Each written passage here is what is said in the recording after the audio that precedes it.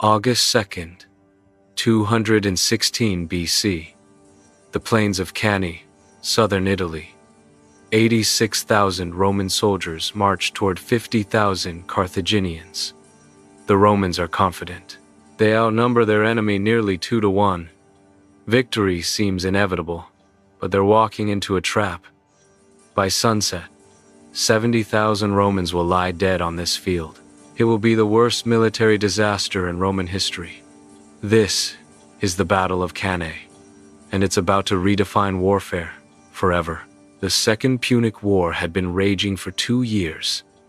Hannibal Barca, the Carthaginian general, had invaded Italy with a singular mission: destroy Rome. He'd already won 2 devastating victories. At Trebia, he'd crushed a Roman army in the snow. At Lake Trasimene, he'd ambushed and annihilated 25,000 legionaries. Rome was in panic, but the Senate refused to surrender. Instead, they assembled the largest army Rome had ever fielded: 8 full legions, 86,000 men, led by 2 consuls, Lucius Aemilius Paulus and Gaius Terentius Varro. Their orders were simple: find Hannibal, destroy him, end this war. Hannibal, meanwhile, had seized Cannae, a critical Roman supply depot. He positioned his army on open ground near the Aufidus River, and he waited, because Hannibal wasn't just a general. He was a chess master, and he'd been planning this move for months. The Romans were about to learn a brutal lesson in tactics. The Roman army was a juggernaut: 86,000 infantry and cavalry, organized into tight formations. Their strategy was simple: crush the enemy with overwhelming force. Roman legionaries would form a dense block in the center, 55,000 men deep. They'd charge straight ahead, breaking through enemy lines by sheer mass and discipline. On the flanks, Roman and allied cavalry would protect the infantry's sides. It was a strategy that had worked for decades. Why change what wins wars? Consul Varro was particularly confident. He believed numbers would decide this battle, and Rome had the numbers. Consul Paulus was more cautious. He'd studied Hannibal's previous victories. He knew this Carthaginian fought differently, but Varro overruled him. The attack would proceed. On the opposite side, Hannibal's army was outnumbered but far from outmatched. 50,000 men from across the Mediterranean, Spanish swordsmen, Gallic warriors, North African cavalry. Each contingent brought unique skills and weapons. But Hannibal's greatest weapon wasn't his soldiers, it was his mind. He positioned his infantry in a crescent formation. The center bulged forward toward the Romans. His weakest troops, Gauls and Spaniards, held this center. Behind them, hidden in reserve, waited his elite African heavy infantry. On the flanks, Hannibal placed his cavalry, 10,000 horsemen, led by his brother Mago and his trusted commander Hanno. The Romans looked at this formation and saw weakness. The center looked thin. The flanks looked exposed. They saw exactly what Hannibal wanted them to see. Dawn broke over Cannae. The dust rose as 86,000 Roman soldiers began their march. Varro, commanding that day, ordered the attack. The Roman infantry advanced in their massive formation, shields locked, swords ready. Hannibal's center engaged them first. Gallic and Spanish warriors clashed with the Roman front lines. Swords rang against shields. Men shouted. The battle had begun. The Romans pressed forward. The Carthaginian center began to bend backward under the pressure. To the Romans, this looked like success.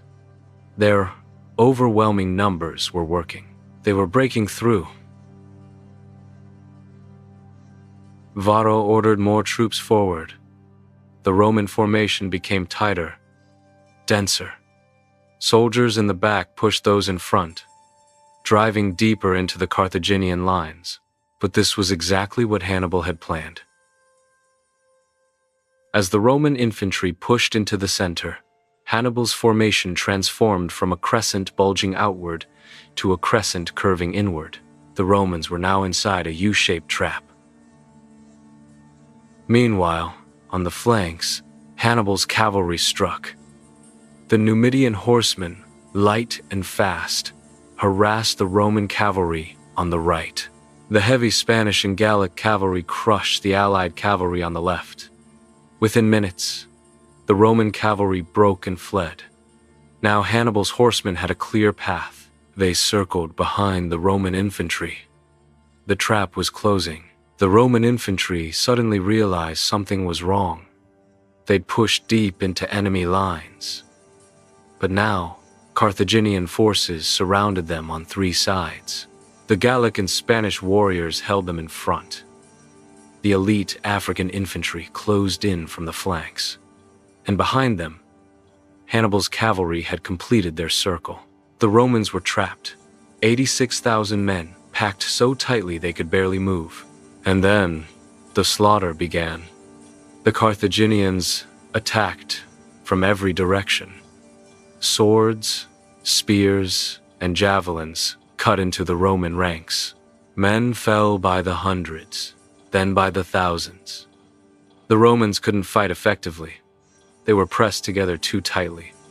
The soldiers in the center couldn't even raise their weapons. They could only watch as the men around them died. Consul Paulus, wounded, fought on foot until he fell. Officers and centurions were cut down. Panic spread through the ranks. Some Romans tried to break through. They were ridden down by cavalry. Others tried to surrender. Few were shown mercy. The killing continued for hours. By afternoon, the field at Cannae had become a graveyard. Blood soaked the ground. Bodies lay in piles so high that soldiers stumbled over them. Hannibal watched from a hill. His plan had worked perfectly. When the sun set over Cannae, 70,000 Romans lay dead. Among them, Consul Paulus, 2 quaestors, 29 military tribunes, 80 senators. 20% of all Roman fighting men between 18 and 50 were gone in a single day. Only 15,000 Romans escaped, most from the camps who never entered the battle. Hannibal's casualties? Fewer than 6,000. It was the most complete tactical victory in military history. Hannibal had annihilated an army twice his size without losing even a tenth of his own forces. News of the disaster reached Rome within days. The city panicked. Women filled the temples, praying for their fallen sons and fathers. The Senate feared Hannibal would march on Rome itself. But Hannibal didn't march on Rome. His cavalry commander Maharbal urged him to strike immediately. In 5 days, Maharbal said, you could dine on the capital. Hannibal refused. His army was exhausted. He needed rest, supplies, reinforcements. Maharbal's reply became legendary. You know how to win a victory, Hannibal, but not how to use it. That decision may have cost Hannibal the war. Rome survived Cannae. Barely. The Senate refused to surrender. They raised new armies. They learned from their mistakes. They studied Hannibal's tactics and adapted.